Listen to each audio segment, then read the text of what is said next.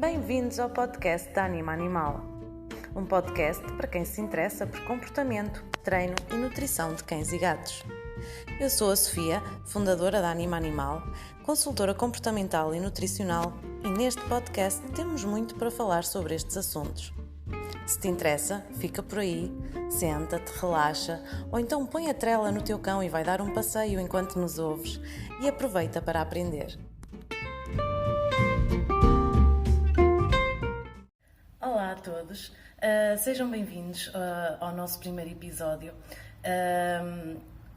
Espero que seja o primeiro de muitos e obrigada por estarem aqui e por me estarem a ouvir falar de um tema que eu particularmente gosto muito, que é a alimentação, a nutrição dos nossos cães e dos nossos gatos, principalmente no que diz respeito à análise e à leitura que nós fazemos dos rótulos das rações que estamos a dar aos nossos animais.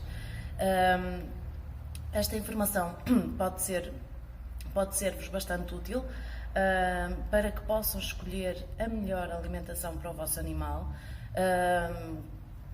dependendo também, obviamente, da vossa disponibilidade financeira, não é?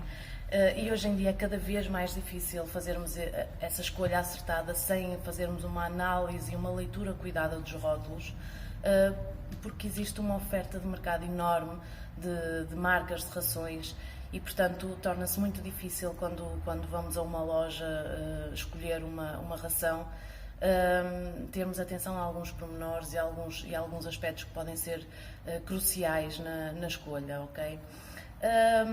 O primeiro ponto que eu queria deixar-vos aqui, ainda antes de falarmos dos rótulos propriamente dito, são os primeiros sinais visíveis a curto prazo do tipo de alimentação que vocês estão a dar ao vosso animal.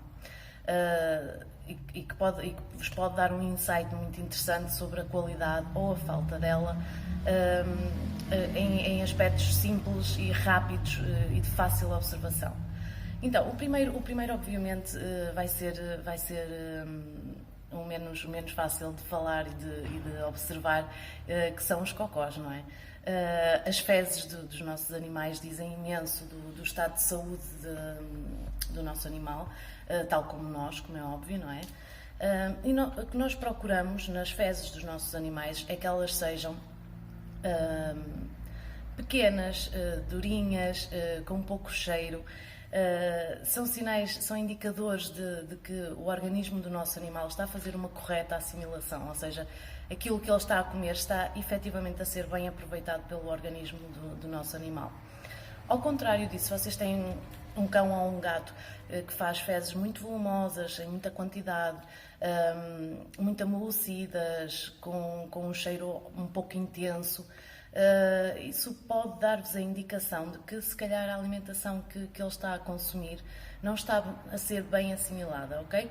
Esse será provavelmente o aspecto mais rápido que vocês poderão detectar, tá bem? E que se calhar podem perder alguns segundos, já que é uma coisa que temos que fazer todos os dias, apanhar os cocós dos nossos cães, por exemplo, observar um pouco, tá bem? E tirar essa conclusão. O segundo aspecto, onde também se nota uma melhoria muito grande quando partimos para uma alimentação mais saudável, é na pele e no pelo. Ou seja, a qualidade e o aspecto da pele e do pelo do nosso cão ou do nosso gato reflete-se muito rapidamente. Uma alimentação que seja rica nutricionalmente vai ter um impacto muito grande no aspecto da pele, do pelo, do brilho do pelo, da queda excessiva, muitas vezes, daqueles sinais de caspa. Quando vocês trocam para uma alimentação mais nutritiva, vocês conseguem ver isso muito rapidamente. Normalmente, às vezes, na primeira semana, vocês já começam a notar diferenças, ok? Depois, outro aspecto são problemas de saúde recorrentes que às vezes vocês podem ter com os vossos animais, que muitas vezes serão derivados à alimentação que eles estão a ter, ok? Alguns exemplos serão, por exemplo, infecções urinárias recorrentes, problemas gastrointestinais, alergias, intolerâncias, colites, ou seja, problemas inflamatórios no intestino, são sinais muito recorrentes e que nos indicam que se calhar podemos tentar e experimentar uma alimentação mais saudável e provavelmente vamos ver menos recorrências desse tipo de doenças, ok? Então, partindo agora propriamente dito para o rótulo, não é? Vocês chegam a uma loja e querem escolher uma alimentação da melhor qualidade possível, conforme o vosso budget, não é? A vossa disponibilidade financeira. E eu gostava que vocês olhassem para 3 aspectos fundamentais no rótulo, para além da embalagem bonita, portanto, da face da embalagem de ração, não é? Que são os constituintes analíticos, a composição e a dose diária recomendada. Ok? São 3 fatores muito importantes que nos podem dar indicação do tipo de ração que temos à nossa frente. Então, começando pelos constituintes analíticos, vocês se virarem as embalagens de rações ao contrário, não é? Veem uma tabelazinha que diz constituintes analíticos e que tem umas percentagens. Aquelas percentagens de proteína bruta, gordura bruta, fibra, cinzas, etc. Essas percentagens, aquilo que nos indica, há valores mínimos e valores máximos que são protocolados pelas empresas regulamentadoras do pet food, ok? São limites que essas empresas protocolam de forma a que as necessidades nutricionais dos nossos cães sejam supridas e de forma a que não possa haver ou um déficit ou um excesso, está bem? Sob risco de poder causar problemas de saúde aos nossos animais. Um exemplo disso, de valores mínimos, por exemplo, são as proteínas, a gordura e o fósforo, ok?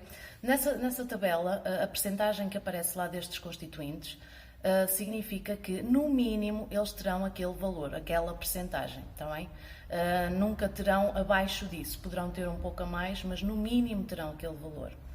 Ao contrário, os valores máximos, como por exemplo a umidade, a fibra, a cinza e o cálcio, são valores máximos, ou seja, aquelas percentagens que estão nessa tabela não irão exceder aqueles valores, sob risco de poder causar problemas de saúde aos nossos animais, ok?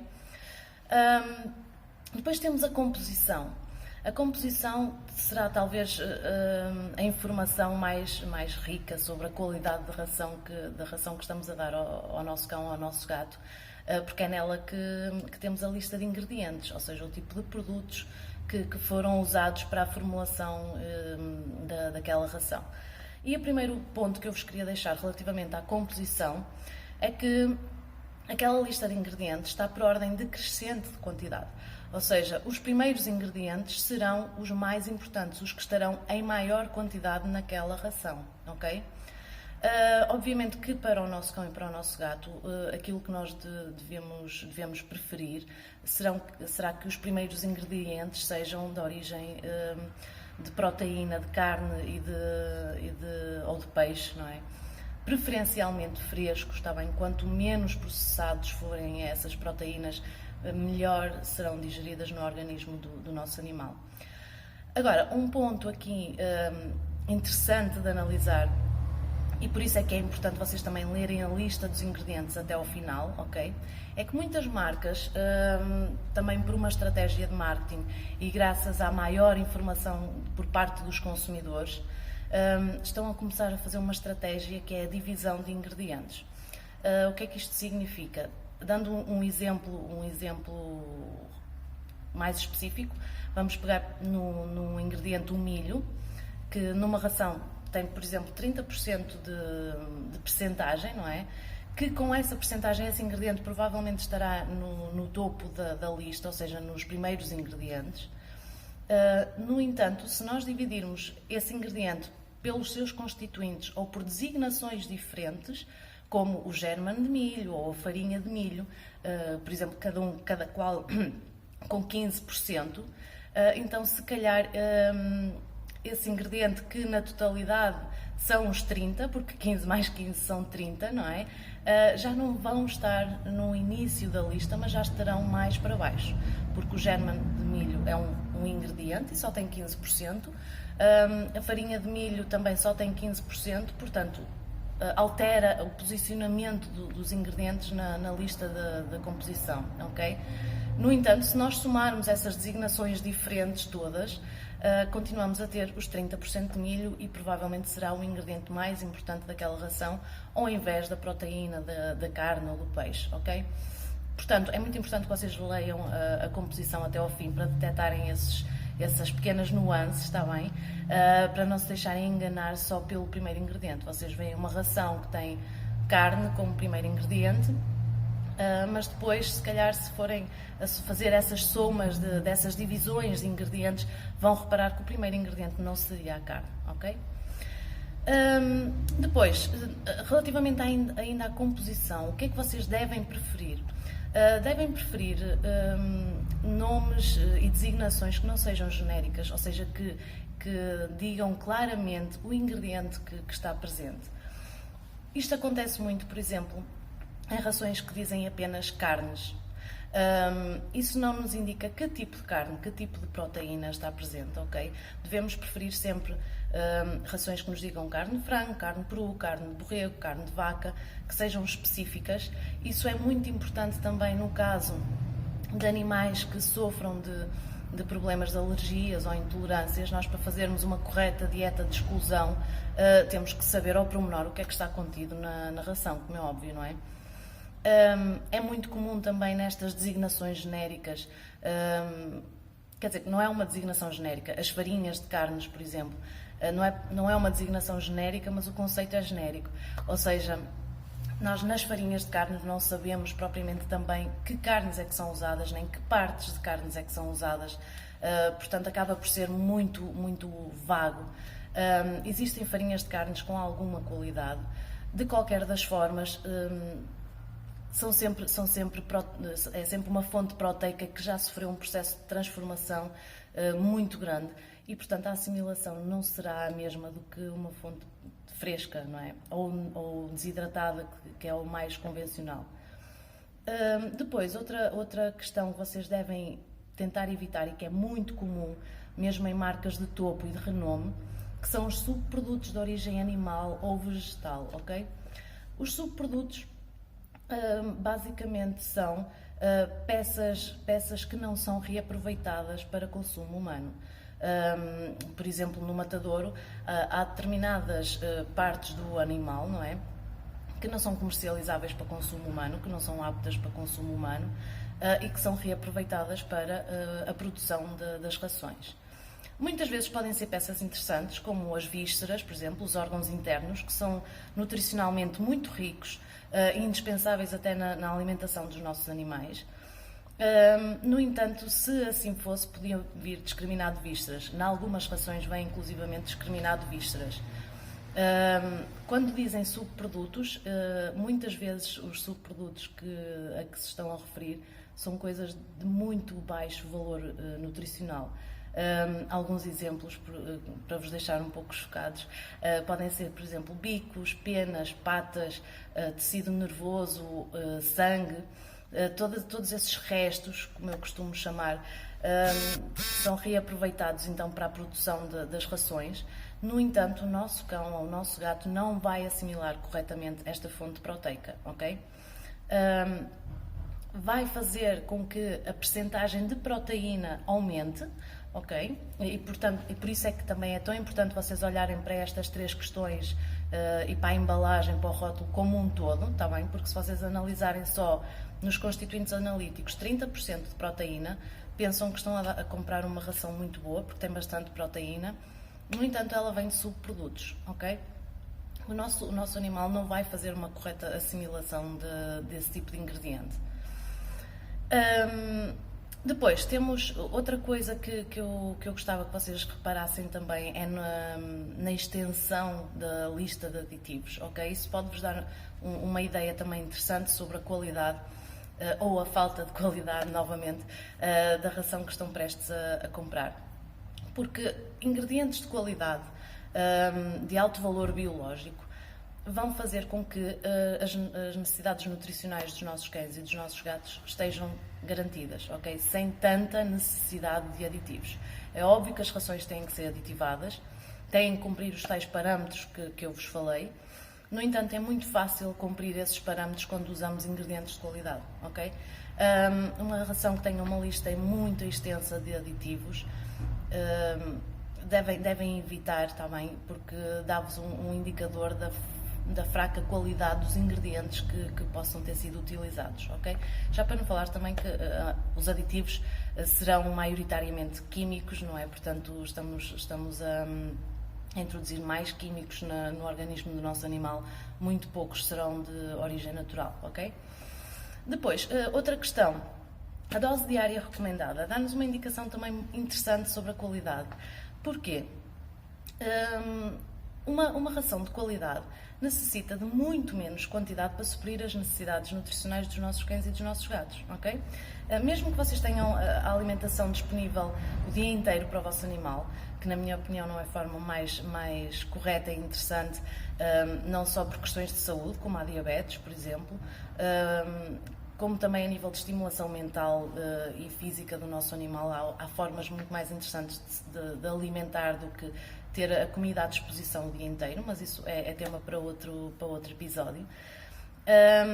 Normalmente, quanto maior a qualidade da ração, menor será a dose diária recomendada. Onde é que isso se vai refletir também? Numa maior economia, ou seja, numa maior rentabilidade da ração. Como é óbvio, se vocês têm que dar menos por dia, a ração vai-vos durar mais, ok? Isto pode ser um fator interessante quando vocês têm alguma reticência em investir inicialmente e à cabeça numa marca mais cara ou de melhor qualidade, porque vos pode custar mais fazerem esse investimento. Se vocês forem fazer bem as contas, provavelmente vão chegar à agradável conclusão de que se calhar compensa, está bem? Aquilo que vão poupar, digamos assim, em quantidade, o saco vai-vos durar mais tempo também, ok? Se isso não chegar para vos convencer a optarem por rações de melhor qualidade, há outros aspectos interessantes também. A alimentação, a nutrição é a base da saúde de qualquer animal ou de qualquer ser vivo, não é? Tal como nos humanos. Portanto, se nós conseguirmos nutrir adequadamente o nosso animal, nós vamos garantir e vamos poupar a saúde dele, como é óbvio, não é? Poupando a saúde dele, vamos poupar na probabilidade, vamos reduzir a probabilidade de gastos em veterinários, em medicamentos. Portanto, a médio, longo prazo, nós vamos ter esse investimento e esse retorno do investimento, ok? Ainda também será interessante pensarem que, se vocês alimentarem adequadamente o vosso animal, vocês vão ter um animal muito mais alegre, muito mais bem disposto. Não se esqueçam que o nosso intestino é o nosso segundo cérebro, ok? Portanto, se nós nutrirmos bem o nosso corpo, a nossa disposição, o nosso humor, o nosso comportamento, inclusivamente, altera também, ok? Ou para mal, ou para pior, ou para melhor. Está muito dependente também da alimentação que nós temos e a alimentação que damos aos nossos animais. E em última instância, estamos a aumentar em grande escala a probabilidade da esperança média de vida dos nossos animais, ok? Que cada vez é mais curta, muito graças a esta questão das rações, da fraca qualidade das rações, do marketing das marcas, que têm em vista o lucro e não tanto, se calhar, a saúde do nosso animal, ok? Portanto, espero que daqui para a frente vocês possam perder alguns minutos a ler os rótulos das rações que têm em casa, ok? A fazerem essa análise, a pensarem se calhar em fazer uma alteração mais interessante. E quando estiverem em frente às prateleiras, percam algum tempo a ler os rótulos e a aplicar esta informação, está bem? Isto de uma forma um pouco resumida, e mesmo assim já vão quase 20 minutos. É difícil falar neste tema de uma forma muito rápida. De qualquer maneira, se vocês tiverem questões mais específicas, se precisarem de algum tipo de aconselhamento mais específico, por favor, contactem-nos, está bem? Nós temos o nosso espaço físico aqui em São Tomé de Negrelos, na Avenida da Indústria Têxtil, mesmo ao lado do Centro Veterinário de São Tomé. Podem aparecer cá se quiserem, falam pessoalmente comigo. Por e-mail, se quiserem colocar as vossas dúvidas por e-mail. por telefone, como quiserem, está bem? Nós estamos disponíveis para vos esclarecer e para vos ajudar a tomar essas decisões e essas escolhas mais acertadas, ok? Espero que tenham gostado. Vemo-nos num próximo episódio. Eu já tenho o tema em mente que também estará ligado aqui um bocadinho à área da alimentação e da nutrição, está bem? Partilhem com quem vocês acham que possa beneficiar desta informação também. E vemo-nos num próximo episódio.